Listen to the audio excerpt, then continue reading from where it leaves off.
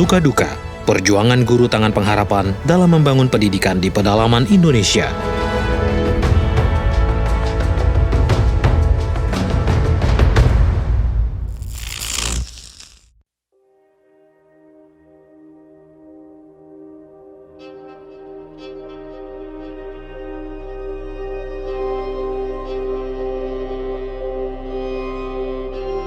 Tujuh 70% bumi ini terdiri dari lautan. Dan banyak orang tidak menyadari kehidupan di lautan juga lebih banyak daripada yang ada di daratan. Begitu juga dengan Indonesia. Selain memiliki lebih dari 400 gunung berapi aktif dan dikenal dengan pertemuan dua rangkaian gunung api aktif lainnya, Ring of Fire, Indonesia merupakan negara kepulauan terbesar di dunia. Terdapat 17.504 pulau, di mana 9.634 pulau belum diberi nama dan 6.000 pulau tidak berpenghuni. Yang membanggakan adalah 3 dari 6 pulau terbesar di dunia ada di Indonesia, yaitu Kalimantan, Sumatera, dan Papua. Luas perairan Indonesia hampir 2 kali lipat lebih luas dari daratannya. Bayangkan, 17 ribuan pulau, dan di daratan Indonesia tersebar 84.000 desa, yang kebanyakan hanya bisa diakses melalui laut dan sungai. Saya pernah bertanya dalam hati, kenapa ya? Masyarakat mau tinggal di daerah pelosok dan jauh dari kota seperti itu. Anda tahu kenapa? Begini ceritanya. Karena perairan Indonesia 2 kali lebih luas dari daratan, ini membuat Indonesia kaya akan komoditi laut. Penduduk Indonesia banyak yang hidup dari sumber daya laut. Banyak masyarakat yang berprofesi sebagai nelayan. Nelayan ini awalnya tinggal di satu lokasi, bisa jadi sebuah desa atau kota tempat pemerintahan dan perdagangan berlangsung. Namun untuk mendapatkan ikan, mereka mulai melaut. Melaut yang efektif tidak bisa dilakukan dengan pergi pagi, pulang petang. Namun nelayan-nelayan ini akan tinggal dan bermalam di atas perahunya berhari-hari, berminggu-minggu, bahkan ada yang sampai berbulan-bulan di tengah lautan. Cuaca di laut tidak selalu ramah. Nelayan harus mencari daratan atau pulau terdekat untuk tempat berlabuh, baik untuk bermalam maupun memperbaiki jala dan perahu mereka. Karena untuk pulang ke kota sangat jauh dan memakan waktu. Lama-kelamaan, nelayan-nelayan ini mulai membangun pondok-pondok, rumah-rumah, bahkan tempat tinggal yang layak di pulau-pulau terpencil tersebut. Karena kadangkala mereka membawa keluarga mereka melaut. Inilah asal-usul mengapa desa-desa terpencil mulai terbentuk. Agar lebih efektif mencari dan mengumpulkan ikan, mereka mulai membuka dusun-dusun atau desa-desa yang lama-kelamaan menjadi pemukiman yang ditinggali banyak penduduk. Terjawab sudah. Akhirnya saya bisa tidur nyenyak. Tapi tinggal di pelosok perairan membuat mereka tidak bisa mendapatkan fasilitas pendidikan, kesehatan, dan kebutuhan hidup yang layak lainnya. Untuk ke kota, butuh waktu dan perjuangan yang cukup besar. Tenaga medis mulai didatangkan, bidan-bidan desa, tenaga-tenaga guru juga. Tapi balik lagi, mereka yang tidak tahan untuk tinggal di pelosok dan berbagai macam alasan, apalagi banyak hak yang seharusnya mereka dapatkan justru tertunda bahkan tidak sampai ke tangan mereka. Terutama tenaga pengajar. Mereka mundur. Maka tertinggallah dunia pendidikan di pelosok. Titik-titik dan lokasi seperti inilah yang menjadi target incaran Tangan Pengharapan untuk dijadikan senter tempat mengirimkan guru-guru pedalaman. Tidak mudah mengirimkan tenaga pengajar yang berasal dari beragam daerah di Indonesia. Beberapa daerah ada yang harus memadukan beberapa jenis transportasi untuk tiba ke sana. Misalnya, di Pulau Siberut, Kepulauan Mentawai, Sumatera Barat. Untuk mencapai senter-senter tangan pengharapan di Pulau Siberut ini, guru-guru harus berangkat menuju Padang, Sumatera Barat dengan pesawat terbang, yang kemudian keesokan paginya akan dilanjutkan dengan menggunakan kapal cepat menuju Pulau Siberut. Benar, kapal cepat. Walaupun jarak tempuhnya memakan waktu 5-7 jam. Tergantung perjalanan, langsung ke Kabupaten Siberut, atau transit dulu di Muara Sikabaluan. Untuk menuju senter-senter tangan pengharapan di Pulau Siberut, guru-guru ada yang harus melewati Laut Lepas, dan kemudian lanjut masuk ke muara sungai Hutan Bakau. Baru tiba di Dusun Gotap. Laut di Mentawai terkenal menjadi laut dengan ombak terbaik kedua di dunia bagi pecinta selancar. Benar, kedua terbaik di dunia buat peselancar. Tapi untuk jalur transportasi guru-guru dari kota ke desa atau sebaliknya, ini ancaman besar.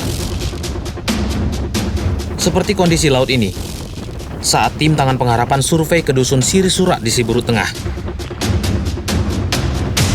Ada juga yang harus menyusuri sungai yang berkelok-kelok. Butuh waktu 3-5 jam untuk menyusuri sungai dari hilir ke hulu. Sungainya lebar seperti di Amazon. Dan cukup mencurigakan apakah ada buaya atau tidak. Bercanda. Saya hanya nakut-nakutin aja kok. Sebenarnya saya juga nggak tahu sih ada buaya atau enggak. Kalau bagi saya tantangan paling berat melewati laut. Karena satunya tidak bisa berenang. Ketika badai atau apa, tentu pilihan satu-satunya tenggelam kita. Tidak bisa. Itu aja mungkin yang paling berat untuk saya kalau di bagian pedalaman Mentawai.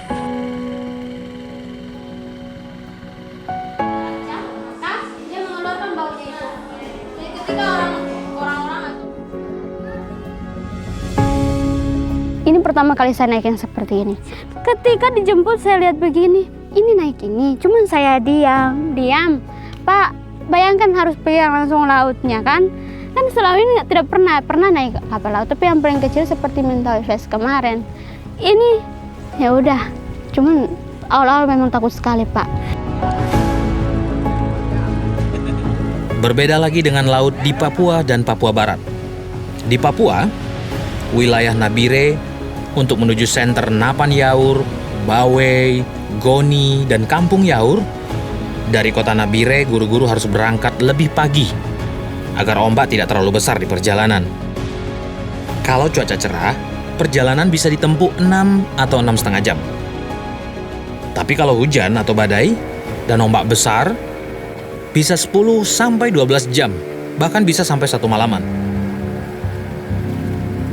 Salah satu guru tangan pengharapan bahkan pernah mengalami kecelakaan. Perahu mereka dihempas ombak di tengah perjalanan saat badai dan terbalik. Di tengah laut lepas, tidak ada sinyal telepon dan jauh sekali dari daratan. Dengan bekal pengetahuan cara bertahan hidup di laut, mereka akhirnya berhasil mengembalikan posisi perahu, memperbaiki mesin, dan menuju Kampung Napan Yaur setelah 6 jam terombang-ambing. Mungkin Anda berpikir, waduh, ngeri juga jadi guru pedalaman dan ditugaskan ke daerah begitu ya. Baik, sebagai pemberitahuan, saat direkrut, guru-guru tangan pengharapan harus melalui pelatihan selama 1 bulan bahkan lebih. Bukan hanya sebatas materi dan praktek mengajar, tapi juga dibekali untuk bisa beradaptasi dengan masyarakat dan menghadapi kondisi alam tempat mereka nantinya ditugaskan. Dan ini menjadi standar baku dalam merekrut guru-guru terbaik tangan pengharapan. Selain itu, teknik survival dan cara menghadapi bencana yang diajarkan ke guru-guru pedalaman ini juga menjadi materi untuk melatih anak-anak dan masyarakat. Setiap guru yang mau diutus ke pedalaman atau penempatan, mereka akan dipersiapkan semuanya, tidak hanya secara akademik tapi juga secara fisik. Jadi akan ada pelatihan K3 dan kita panggil orang yang khusus yang memang ahli di bidangnya. Kesehatan, mereka akan diajarkan bagaimana mereka menghadapi mungkin saat berenang dan mereka tidak bisa berenang, mereka akan diajari dasarnya. Terus mereka juga akan dilengkapi bagaimana caranya mereka kalau sewaktu-waktu mungkin kita tidak berharap mereka sakit, tapi mereka bisa mengolah tanaman-tanaman hidup yang bisa dikonsumsi sebagai obat.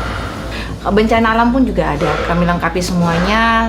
Jadi semua guru diajarkan bagaimana caranya kalau sewaktu-waktu ada mungkin gempa bumi atau tsunami, apa yang harus mereka lakukan, mereka diajarkan teknik-teknik dasarnya. Dan mereka juga pergi ke pedalaman, dibawakan semua peralatan K3 yang sudah disiapkan dari kami dari pusat. Pelampung, obat-obatan sederhana yang memang diresepkan oleh dokter, jadi nggak semua sembarangan kita kasih, tapi semua memang by resep dari dokter.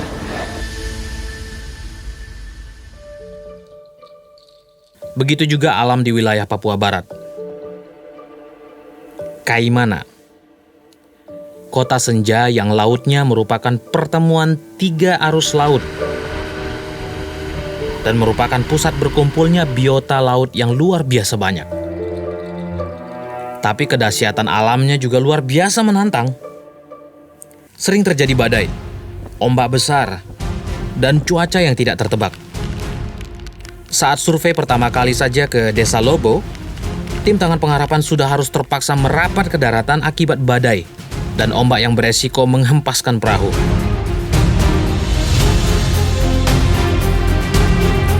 Lalu saat survei ke Kampung Hia bersama CEO Tangan Pengharapan Bapak Yohanes Kristianus, cuaca yang tidak bersahabat juga membuat kami harus balik masuk ke muara sungai dan menunggu di pantai pasir sempit di antara hutan bakau selama 5 jam menunggu laut teduh. Walaupun akhirnya hingga subuh rombongan tetap harus melalui lautan badai. Dalam perjalanan kembali ke Kaimana, baru setengah jam perjalanan, tiba-tiba karena memang sudah hari gelap, di pertemuan arus antara muara dengan laut, kami nggak bisa meneruskan perjalanan dengan gelombang yang begitu tinggi. Dan kapal kami kapal kecil, even kapal kayu pun nggak berani untuk melaju. Karena gelombang ini nggak bisa ketebak. Dia bisa ada dari depan, masih nggak apa-apa. Tapi yang dari samping itu bisa menggulingkan kita. Benar kan? Di daerah yang kondisi laut seperti ini justru banyak desa-desa dan dusun-dusun terletak. Karena daerah seperti inilah habitat ikan dan segala jenis biota laut berkumpul.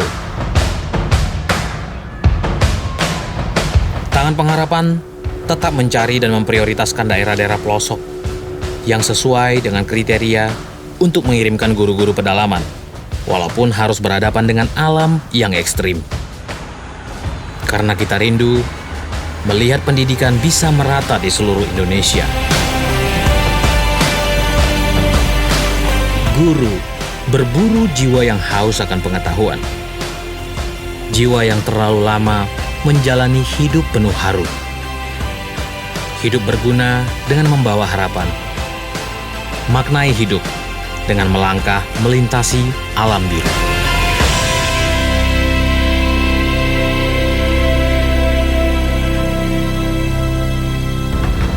Terima kasih Anda telah menonton tayangan Journey Tangan Pengharapan sampai selesai. Setulus hati mengucapkan terima kasih atas dukungan Anda bagi pelayanan Yayasan Tangan Pengharapan.